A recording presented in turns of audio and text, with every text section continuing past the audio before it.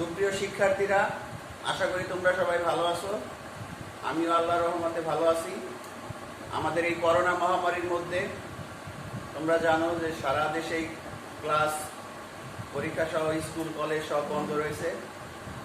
তো আমরা আমাদের এই ঐকান্তিক প্রচেষ্টায় অনলাইনের মাধ্যমে তোমাদের এই ক্লাস নিচ্ছি। গত ক্লাসে আমি চেঞ্জিং সেন্টেন্সের সিম্পল কমপ্লেক্স কম্পাউন্ড সম্পর্কে আলোচনা করেছিলাম। তো তোমরা অনেকেই বলেছো স্যার ওইখান থেকে শুরু না করে প্রথম থেকে শুরু করার জন্য চেঞ্জিং সেন্টেন্স। তো এই জন্যই আজকে আমি একেবারে শুরু থেকে শুরু করব। আমরা আজকে অ্যাফার্মেটিভ নেগেটিভ দিয়ে শুরু করব, পর্যায়ক্রমে ইন্টারগেটিভ, এক্সক্লামেটরি, এরপরে simple complex compound, voice sense সবগুলো শেষ করব। তো আমরা আজকে এই চেঞ্জিং সেন্টেন্সের অ্যাফার্মেটিভ টু নেগেটিভগুলো দেখার চেষ্টা করব। ক্লাসে যখন ক্লাস চলেছিল জানুয়ারি ফেব্রুয়ারি মাসে তোমাদেরকে এগুলো করানো হয়েছিল।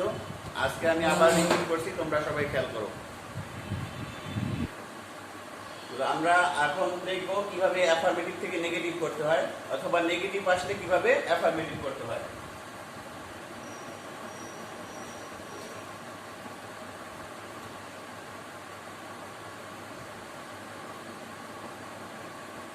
তোমরা দেখতে পাচ্ছ আমি বোর্ডে একটা শব্দ লিখেছি, অনলি। এই অনলি শব্দটা যদি কখনো অ্যাফার্মেটিভ সেন্টেন্সে থাকে, তখন যদি এটাকে নেগেটিভ করতে বলে, তখন তিন প্রকারে চেঞ্জ হবে। প্রথমটা হচ্ছে এই অনলি দিয়ে যদি ব্যক্তি বোঝায়, আমি বোর্ডে লিখে দিচ্ছি, অনলি দ্বারা ব্যক্তি বোঝালে নান বাট বসবে। খেয়াল করো, অনলি দ্বারা ব্যক্তি বোঝালে নান বাট বসবে। কখন? যখন আমরা এই অ্যাফার্মেটিভ থেকে নেগেটিভ করতে যাব। আবার অনলি দ্বারা বস্তু বোঝালে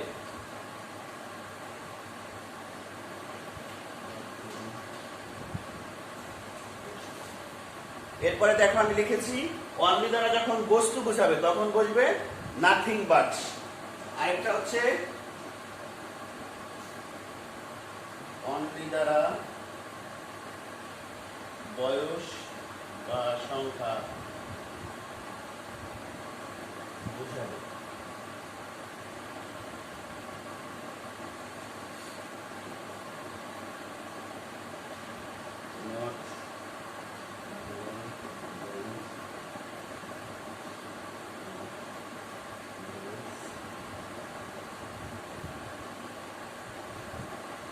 শেষেরটা লিখেছি, অনলি দ্বারা বয়স বা সংখ্যা বোঝালে নট মোর দ্যান অথবা নট লেস দ্যান বসবে।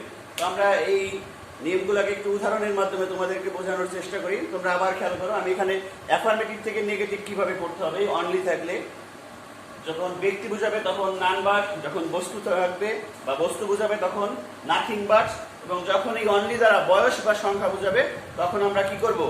নট লেস দেন বা নট মোর দেন বসাবো। আমরা একটু উদাহরণ ফলো করি, তাইলে তোমরা বুঝতে পারবে।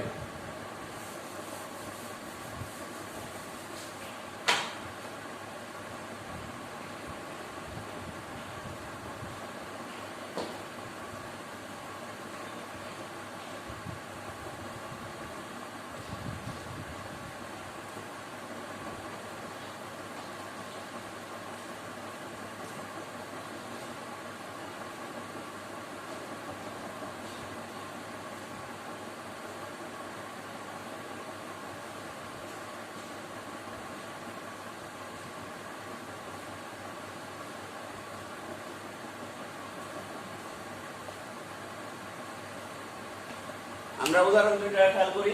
এখানে আছে কি, only Allah can help us. এটাকে তোমরা দেখছো ব্র্যাকেটে নেগেটিভ করতে বলা হয়েছে। তো আমরা সবসময় অনলির পরে যে শব্দটা আছে সেটাকে খেয়াল করবো। এখানে অনলির পরে কি আছে? আল্লাহ। আল্লাহ দ্বারা সাধারণত আমরা কি বুঝি? ব্যক্তিবাচক কিছু বলি। আমরা আগে রুলসের ভিতরে লিখেছি, যখন অনলির দ্বারা ব্যক্তি জাতীয় কিছু বুঝাবে তখন এই অনলির পরিবর্তে বসবে নান বাট। সুতরাং আমরা যখন এটাকে নেগেটিভ করবো, অনলির পরিবর্তে নান বাট।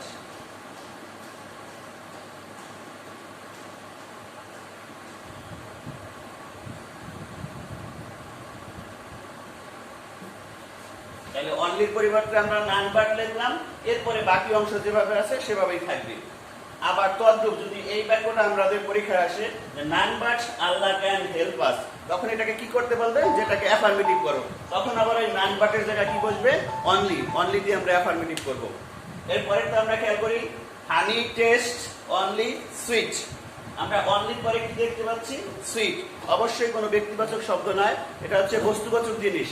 এর জন্য এখানে আমরা আগেই বলেছি যখন বস্তু বোঝাবে তখন এই অনলির জায়গায় বসবে নাথিং বাট। তাহলে আমাদের অ্যান্সারটা হবে honey taste nothing but, nothing but sweet. ঠিক তদ্রূপ যখন এই অনলি দ্বারা বয়স বা সংখ্যা বোঝাবে তখন আমরা ওই দুইটার একটা ব্যবহার করতে পারবো, নট মোর দ্যান অথবা নট লেস দ্যান। আমরা পরের নিয়ম খেয়াল করি।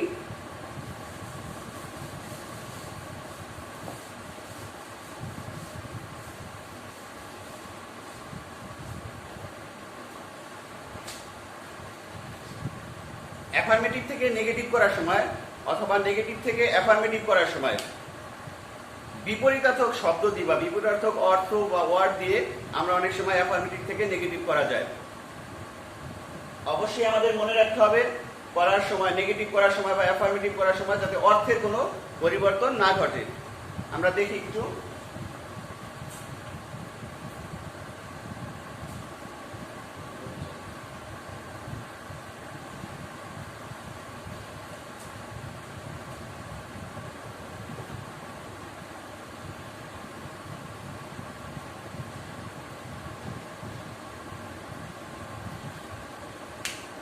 এই ধরনের বাক্যে যখন, যেমন এখানে দেওয়া আছে রানা ইজ এ স্মল বয়, এই ধরনের বাক্য অবশ্যই কি করতে হবে, এই সাহায্যকারী ভার্বের সাথে নট বসিয়ে নেগেটিভ বানিয়ে কি করতে হবে, যে আমাদের যে প্রদত্ত অ্যাডজেক্টিভ আছে তার বিপরীত শব্দ বসাতে হবে।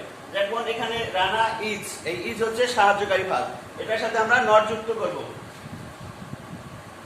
Rana is not a small, এই স্মল শব্দের অর্থ হচ্ছে কি, ছোট।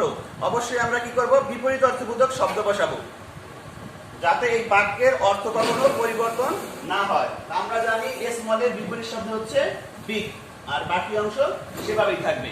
আবার যখন আমরা নেগেটিভ থেকে অ্যাফার্মেটিভ করব, অবশ্যই অ্যাফার্মেটিভ করতে হলে হ্যাবোধক বাক্য দরকার। তখন আমরা কি করব, এই সাহায্যকারী ভার্বের সাথে যে নট আছে বা নেগেটিভ শব্দ আছে ওটাকে আমরা উঠিয়ে দেব এবং সব সময় বিপরীত শব্দ, তখন আবার বিগের জায়গায় স্মল বসবে। আমরা সব সময় খেয়াল করব যে যখন নেগেটিভ করতে বলবে তখন নেগেটিভ অর্থবোধক শব্দ বসিয়ে অথবা সাহায্যকারী ভার্বের সাথে নট বসিয়ে বিপরীত শব্দ বসাবো। আবার তদ্রূপ যখন অ্যাফার্মেটিভ করতে বলবে তখন আমরা ওই নট বা নেগেটিভ শব্দ উঠিয়ে বিপরীত শব্দ বসাবো। আমরা আরেকটা উদাহরণ খেয়াল করি।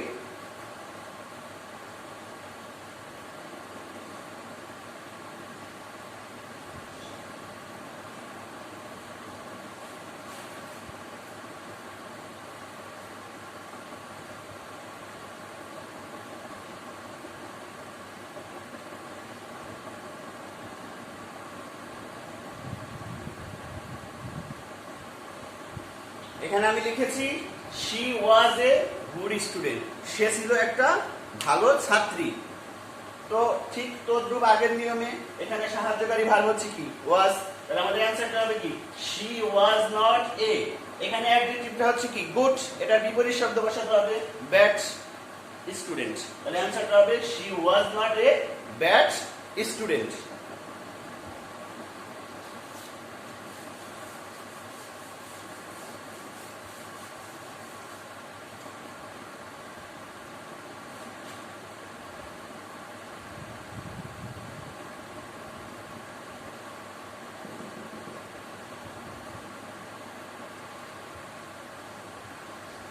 খেয়াল করো আমি বোর্ডে কি লিখেছি, বট ডট ডট ডট এন্ড।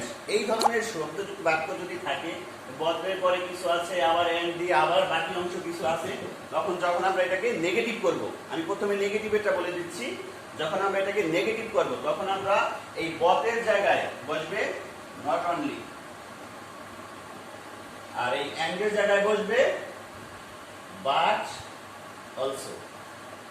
কি বললাম আমি, আবার খেয়াল করো, যখন এইরকম বাক্য থাকবে, বদ, বদের পরে কিছু থাকবে, আবার এন্ড, এন্ডের পরে আবার কিছু থাকবে, যখন আমরা এই ধরনের বাক্যকে নেগেটিভ করব, তখন এই বদের জায়গায় বসবে নট অনলি এবং এই এন্ডের জায়গায় বসবে বাট অলসো। আমরা একটু উদাহরণের মাধ্যমে বোঝানোর চেষ্টা করি।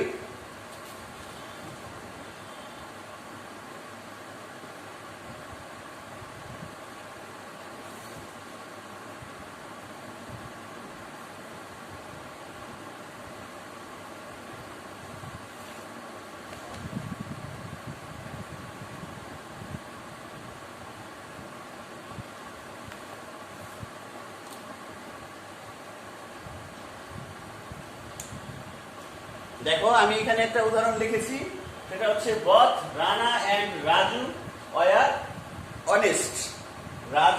রানা এবং রাজু দুজনেই কি ছিল? বথ মানে হচ্ছে উভয়, দুজনেই ছিল সৎ। তো আমরা এই নিয়মটাকে খেয়াল করব। আমি আগেই লিখেছি বথের জায়গায় কি বসবে? Not only. এখানে বথ আছে, এখানে আমরা বসাবো নট অনলি। এরপরে বাকি যা আছে ওইভাবে লিখবা রানা। আবার খেয়াল করো, এখানে এন্ড এর পরিবর্তে কি বসবে? But also.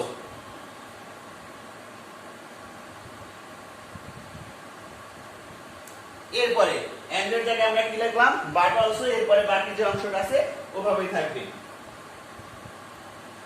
Raju were honest.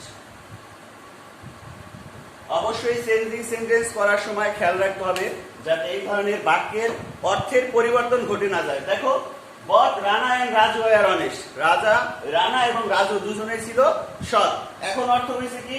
যে শুধুমাত্র রানাই না, রাজুও ছিল অনেস্ট। তার মানে কি? তারা দুইজনেই ছিল অনেস্ট, সৎ।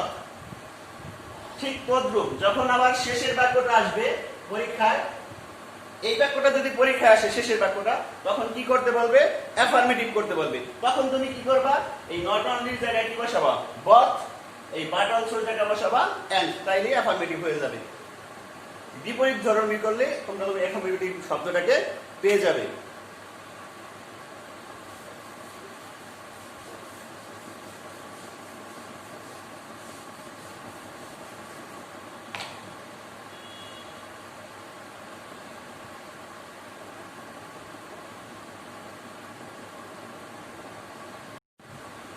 তারপরে আমরা দেখি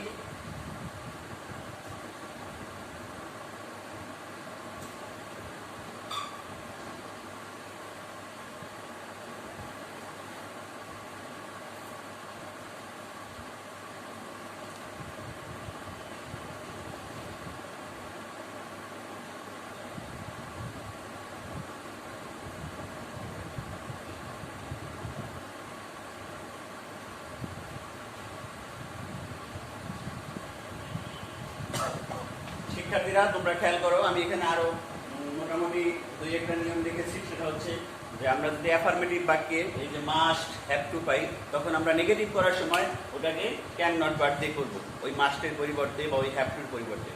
ঠিক তদ্রুপ যদি আমরা অ্যাফার্মেটিভ বাক্যে নিডেড টু অথবা হ্যাড টু পাই, তখন আমরা ক্যান নট না বসিয়ে কুড নট বাট বসাবো। আমরা একটু উদাহরণের মাধ্যমে খেয়াল করার চেষ্টা করি।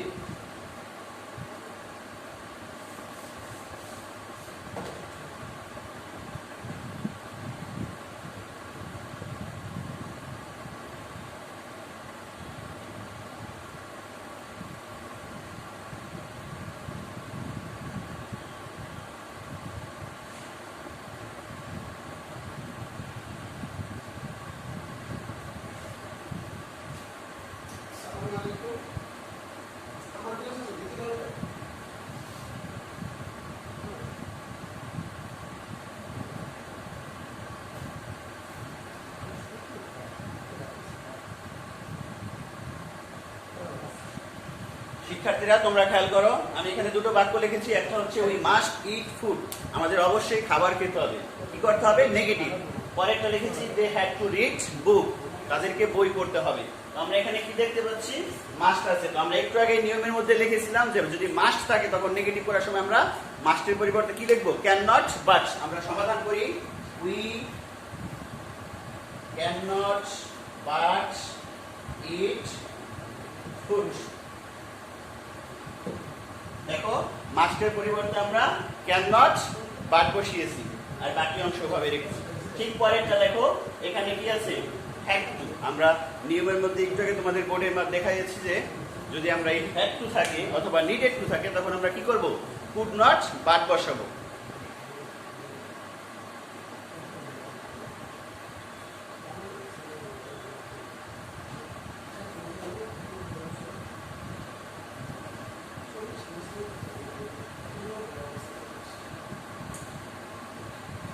দেখো আমরা হ্যাড টু পরিবর্তে কি বসিয়েছি, কুড নট বাট। আবার এই ধরনের বাক্য যদি থাকে, নেগেটিভ বাক্য, যখন আমরা অ্যাফার্মেটিভ করতে বলবে তখন আমরা কি করব, এই ক্যান নট বাটের জায়গায় আমরা অ্যাফার্মেটিভ করার সময় মাস্ট বসাবো। আবার যখন এই কুড নট বাট দেখবো তখন আমরা হ্যাড টু বসাবো অথবা নিডেড টু বসাবো। ঠিক এইভাবে আবার অ্যাফার্মেটিভ করতে হবে। দেখো আমরা পরের নিয়ম,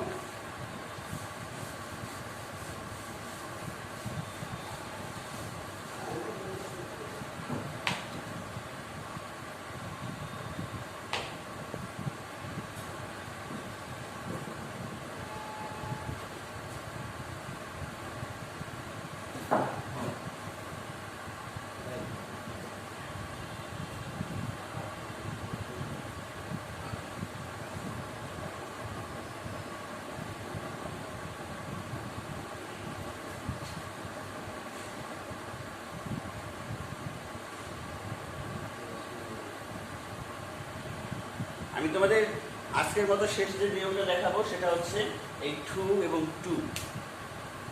এই টু টু আমরা অনেক সময় দেখি পরীক্ষায় এটা দিয়ে একটা প্রশ্ন থাকে। এই অ্যাফার্মেটিভ সেন্টেন্স যে বাক্যে টু ডট ডট ডট কিছু থাকার পরে আবার টু থাকবে, এই ধরনের বাক্যকে যখন আমরা নেগেটিভ করব তখন এই টুর পরিবর্তে আমরা করব সো, এবং এই টুর জায়গায় আমরা বসাবো দ্যাট। তারপরে আবার সাবজেক্ট বসিয়ে যদি অ্যাফার্মেটিভ বাক্য থাকে তখন নেগেটিভ করার সময় ওই ক্যান নট অথবা কুড নট দিয়ে আমরা বাক্যটাকে নেগেটিভ করব। তোমরা একটু খেয়াল করো, আমি একটা উদাহরণের মাধ্যমে তোমাদের বোঝার চেষ্টা করছি।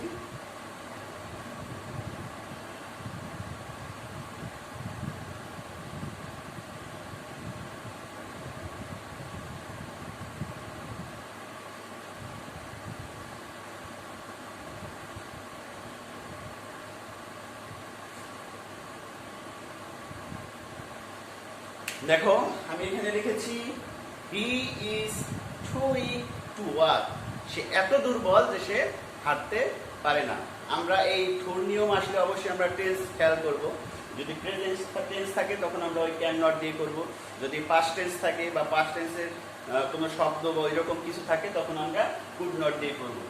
আমরা বাক্যটা দেখে অবশ্যই দেখতে পাচ্ছি যে এখানে সাহায্যকারী ভার্ব আছে ইজ এবং ভার্বটাও প্রেজেন্ট ফর্মে আছে, সুতরাং এটা একটা প্রেজেন্ট টেন্স। যদি প্রেজেন্ট টেন্স হয় তখন আমরা ওই ক্যান নট দিয়ে করব, আর পাস্ট টেন্স হলে কুড নট। আমরা সমাধান করি, তোমরা একটু খেয়াল করো।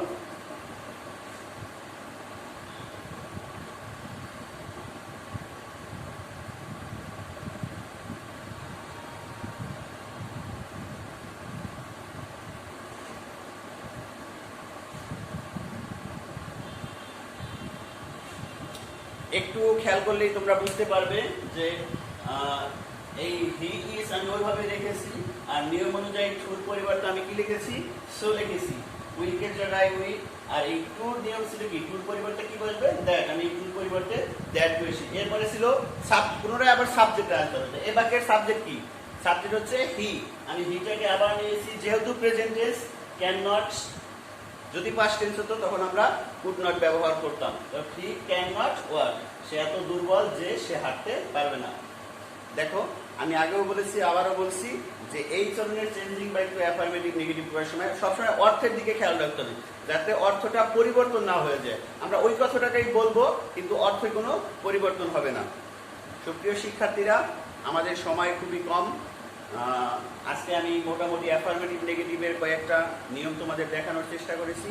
তোমরা বাসায় বসে আরও প্র্যাকটিস করবে। আরও কতগুলো নিয়ম আছে, আরও কয়েকটা আছে যেগুলো পরীক্ষায় আসে, তোমরা দেখার চেষ্টা করবে। পরবর্তী ক্লাসে আমি আবার অন্য কিছু নিয়ে আলোচনা করব। আর তোমরা অবশ্যই বাসায় নিরাপদে থাকবে, সুস্থ থাকবে। আর দেখতে পাচ্ছ এই যে হ্যান্ড স্যানিটাইজার বা স্যাভলন যা আছে, বারবার এটা দিয়ে হাত পরিষ্কার করে নেবে। আর সবসময় ঘরে থাকার চেষ্টা করবে। তোমাদের ঘরে থাকার জন্যই সরকার এই স্কুল কলেজ সহ সব কিছু বন্ধ রেখেছে। ভালো থাকবে সবাই, সুস্থ থাকবে।